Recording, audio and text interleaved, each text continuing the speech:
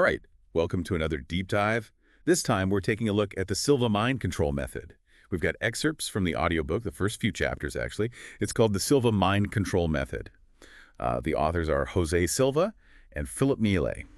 So get ready because we're going to be talking about self-improvement, the power of the subconscious, and some pretty big claims about what the mind can actually do. Yeah, the Silva method, it was huge back in the 70s, but people are still talking about it today. It kind of taps into this idea that there's all this hidden potential inside of us just waiting to be unlocked.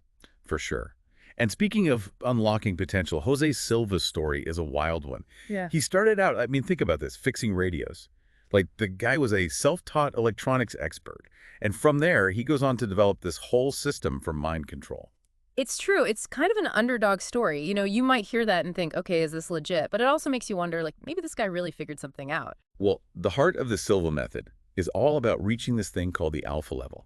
It's a state of mind, and you get there through meditation, specifically by counting backward from 100 to 1. Silva says that when you're in this alpha state, you can do all kinds of things. Solve problems, improve your memory, even boost your health. It almost sounds like meditation on steroids.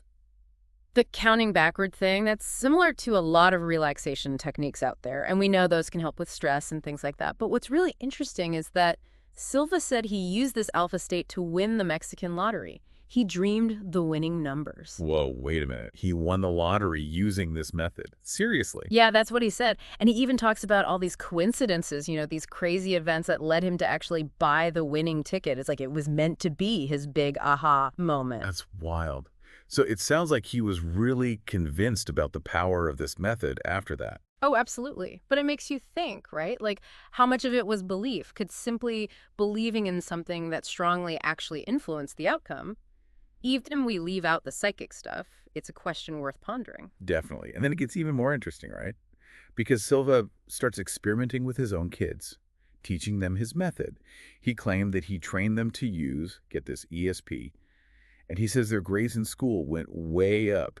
He worked with something like 79 kids total. Yeah, and Silva saw that as proof that his method wasn't just a fluke. Like, it could be replicated, which is important for anything to be considered scientific. But the thing is, his experiments weren't done in a controlled scientific setting. So it's really hard to say if the results were really because of the method or something else entirely. That's a good point. So we got to take it with a grain of salt, but it's still super intriguing. So, okay, what about this dynamic meditation? Silva talks about it a lot, and he says visualization is like the key to making things happen. So you recreate a problem in your mind, then you visualize the solution, and then you experience the outcome you want, but all in your head. What's going on there? So it's a three-step process, and honestly, it has some things in common with like goal setting and motivational techniques that people use all the time. It's basically saying that by picturing what you want, you're making it more likely to happen. But visualization isn't magic, right? You can't just sit there and expect things to fall into your lap. You still got to take action. Right. Right. But then Silva throws in this story about a college student, Tim Masters, who's also driving a cab. And he claims that he's using dynamic meditation to get fares going to Kennedy Airport. And it seems to be working for him. So is that just a coincidence, or is there something more to it? Well, it definitely makes you wonder, right? But it also shows us how our minds tend to work. We remember the times when things work out the way we want and kind of forget about the times they don't. So it's easy to see patterns where maybe there aren't any, especially if we're already looking for them. So are we basically fooling ourselves with this kind of thinking? Not necessarily fooling ourselves, but it is about being aware of those tendencies so we don't fall into this trap of believing something just because we want it to be true. But on the other hand, maybe there is something to the power of positive thinking that we don't fully get yet. Yeah, that's a good point. Yeah. Okay, let's shift gears a bit. Let's talk about memory improvement. Silva talks about this difference between just remembering something and actually being able to recall it when you need to. So he introduces this mental screen technique where you visualize past events, like you're watching a movie in your head. And then there's the 3 fingers technique to like instantly access that alpha level for easier recall. Is there any science behind this stuff, or is it just, Actually, these techniques do line up with some well-known memory strategies. Like creating vivid mental images has been shown to help with memory, and that's essentially what the mental screen technique is all about. And the 3 fingers technique, well, it could be acting as a mental trigger, kind of like a mnemonic device. Interesting. So maybe it's not all smoke and mirrors. There could be some actual cognitive mechanisms at play here. Yeah, I think so. Silva might have presented his ideas in a very unique way, but he was definitely drawing from existing knowledge about how the mind works. It's about making those connections. I like that. Okay, so let's keep going with this. What is speed learning all about? Well, it's all about using that three fingers technique while you're studying or learning something new. The idea is to increase your focus and how much you retain. Silva even suggested using tape recorders so you could listen to material while in that alpha level and supposedly absorb it better. It's a pretty fascinating idea. So it's like you're training your brain to be more receptive to information, kind of like hacking your learning process. Yeah, sort of. But here's the catch. No matter what technique you use, you still got to put in the work. You can't just bypass actually paying attention and processing the information you want to learn. No shortcut for that. That's true. Hmm. But maybe Silva's techniques can help make that process better, more efficient. Possibly. Maybe by combining these techniques with more traditional ways of learning, we could have a more well-rounded approach, one that uses both our conscious and subconscious minds. Yeah, I like how you're thinking. Okay, now we're getting into the stuff that really duns your mind, this idea of creative sleep. So it's like using dream control to solve problems and get insights. Silva has 3 steps. Improve your dream recall, program your dreams with the specific intention, and then figure out what they mean. But is that even possible? I mean, can we actually control our dreams like that? Well, dream interpretation has been around for ages in lots of different cultures, and there's definitely a growing interest in the scientific community in, really understanding how dreams work. But whether we can control them to that extent is still a big mystery. So we should be a little careful about taking Silva's word for it when it comes to dream control. Definitely. It's always a good idea to approach these kinds of extraordinary claims with a healthy dose of skepticism. But even if we don't fully buy into the idea of controlling our dreams, the idea of tapping into our subconscious through dreams is definitely fascinating. Yeah, for sure. I've definitely had dreams that have given me like insights or helped me work through things that were going on in my life. Exactly. And I think that's what Silva was trying to get at with this technique. Even if we can't consciously control our dreams, we can pay attention to them, try to figure out what messages they might be trying to send us. All right, so now let's talk about the power of words, like literally shaping reality with what we say. Silva talks about this lemon visualization exercise.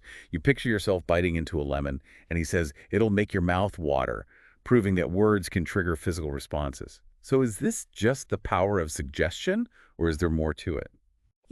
This actually connects to something called the placebo effect, which is a real phenomenon. Our beliefs and expectations can actually have a real impact on our bodies, even leading to physical changes. It's a powerful example of how interconnected the mind and body truly are. Whoa. So our minds aren't just passively observing, they're actively influencing our physical experience. That's pretty mind-blowing. Then Silva brings up this idea of mental house cleaning, basically, Mhm. being mindful of the language we use so we don't accidentally make negative thoughts and beliefs stronger. That's very much in line with the principles of cognitive behavioral therapy, which focuses on identifying and changing negative thought patterns. It suggests that the way we talk to ourselves, our inner dialogue, has a huge impact on our emotional well-being. Yeah, it's like our inner critic can turn into a self-fulfilling prophecy if we let it. So we got to be careful about the stories we're telling ourselves. What do you think about that? I think it's a really important reminder that our thoughts and words have power. They shape how we see the world and influence our actions. By becoming more aware of that inner voice, we can start to shift those negative patterns and create a more positive, more empowering mindset. For sure. Okay, let's talk about affirmations now. Specifically, the phrase, every day in every way, I'm getting better and better. Oh, yeah. This one's interesting. It's actually an adaptation of a famous affirmation by Emile Coué. Silva believed that this affirmation was even more powerful when you repeat it at those deeper levels of mind, like the alpha and theta levels. So it's about like really driving that message home deep into your subconscious. Exactly. And while there's still a lot more research to be done, there's evidence suggesting that affirmations can actually help us build self-confidence and have a more positive inner dialogue. Makes sense. And Silva tells this story about a soldier in Indochina who used the affirmation every day. In every way, I'm getting better, better, better, and better. Along with negative thoughts, negative suggestions have no influence over me at any level of mind.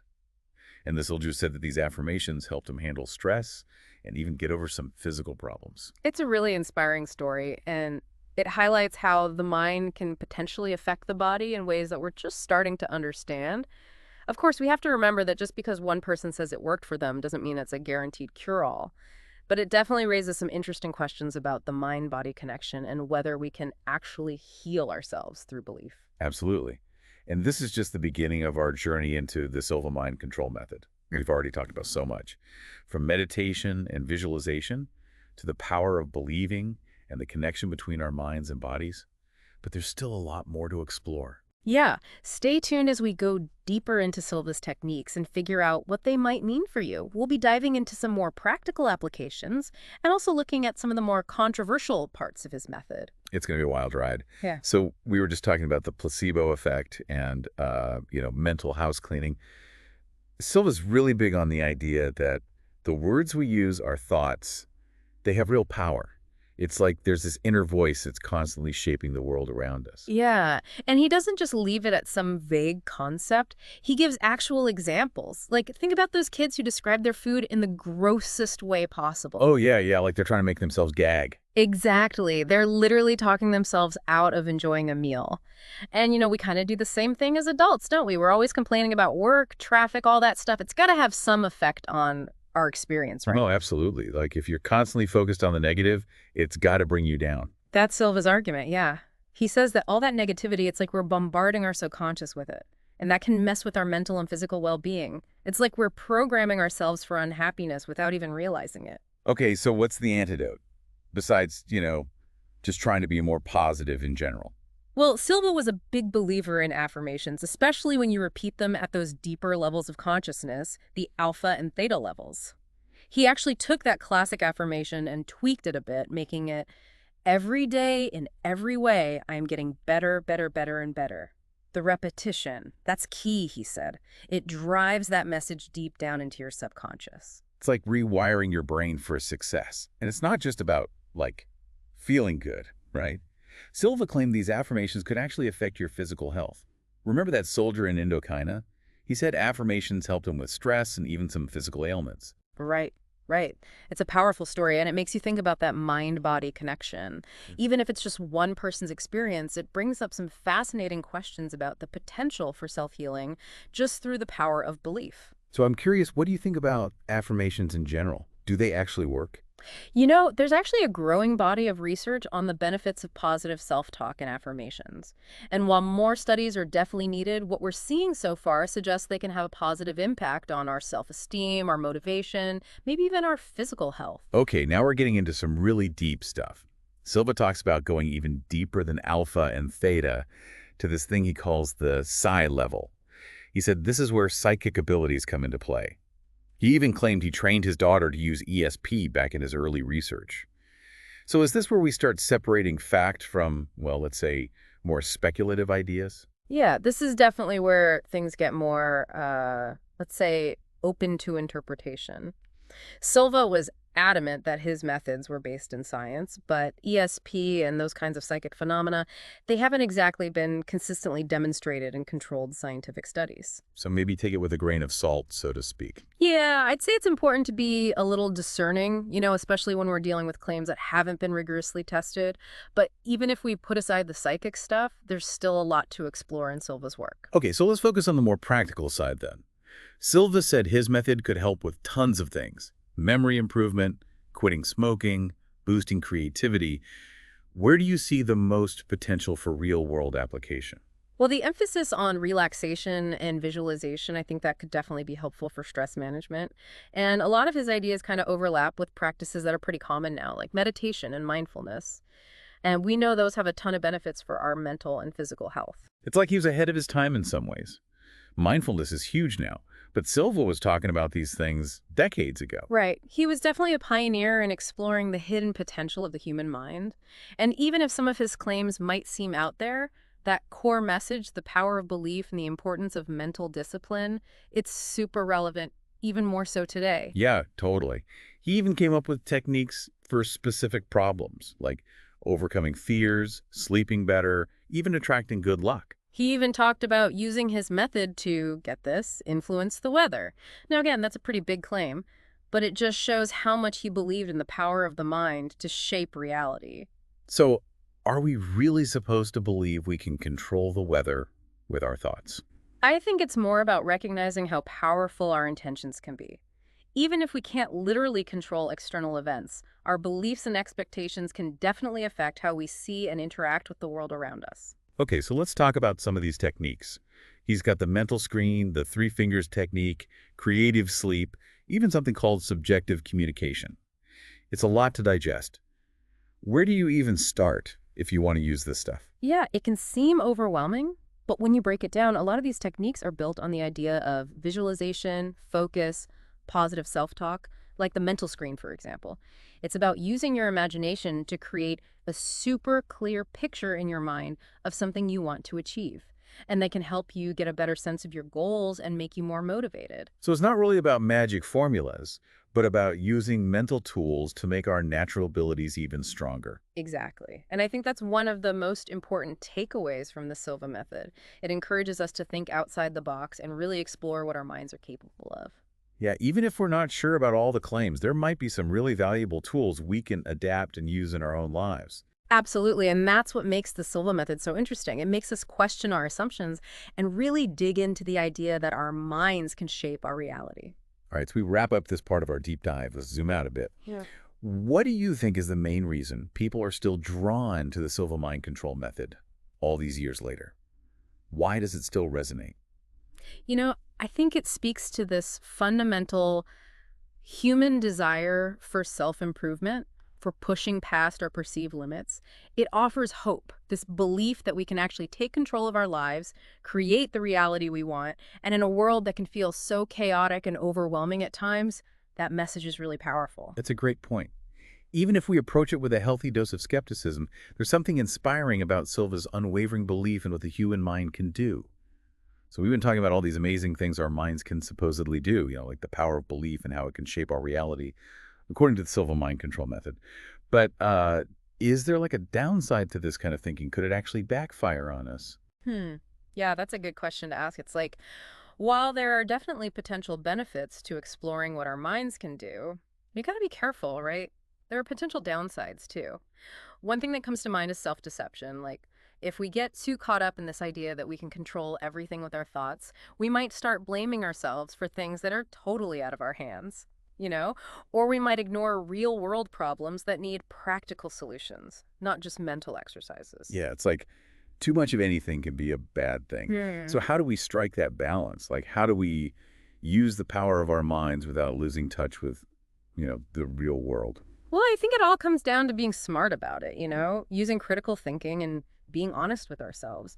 It's awesome to believe in what we're capable of and believe that we can make positive changes, but we also have to be realistic about our limitations. We're not all powerful, and we don't live in a bubble.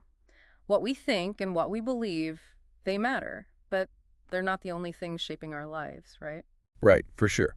It's about taking responsibility for ourselves, but also accepting that we can't control everything that happens. Exactly. And it's important to keep in mind that the Silva method, just like any self-help system, is a tool. And just like any tool, it can be used in good ways and in not so good ways. Yeah, it's not some magic solution, but it might give us some techniques we can use to reach our potential. Right. And that's exactly why it's so important to approach it, or any self-help method really, with a critical eye. You got to be Mhm. discerning. Okay, so we've talked about the potential pitfalls, Hmm. but even if we don't agree with everything Silva says, are there things we can learn from his approach? Like, what do you think are the most valuable takeaways? Oh, for sure. I think his focus on the power of belief is huge.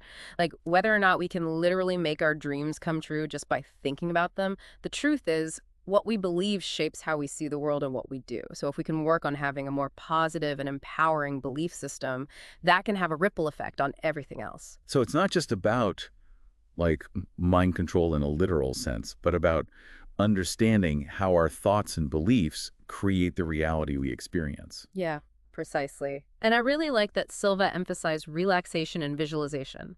These are techniques that have been around forever in different forms of meditation and mindfulness practices, and they're powerful. They can help us manage stress, improve focus, tap into our creative side. It seems like Silva was really onto something with those techniques, even if some of his ideas were, well, a little out there. Yeah, I think he was ahead of the game in a lot of ways. He got that connection between mind and body, and he knew how important it was to use the power of our thoughts and beliefs to make positive changes. So even if we set aside some of the wilder claims, there's still a core set of techniques that could be useful for anyone. Absolutely. And I think that's what makes the Silva mind control method so fascinating to this day. It sparks our curiosity, it makes us question what we think we know, and it encourages us to see what our minds are really capable of. Well said. Well, that wraps up our deep dive into the Silva mind control method. We've covered a lot, from basic meditation and visualization to the more controversial ideas about ESP and, influencing the world with our thoughts. So what's the final thought you want to leave our listeners with? I hope they walk away with a sense of wonder and curiosity about their own minds. Whether they want to delve deeper into the Silva method or not, I'd say question everything, experiment, be open to possibilities. Our minds are incredible, and we're just scratching the surface of what they can do. That's a great way to end it. Thanks for joining us on this deep dive. Until next time.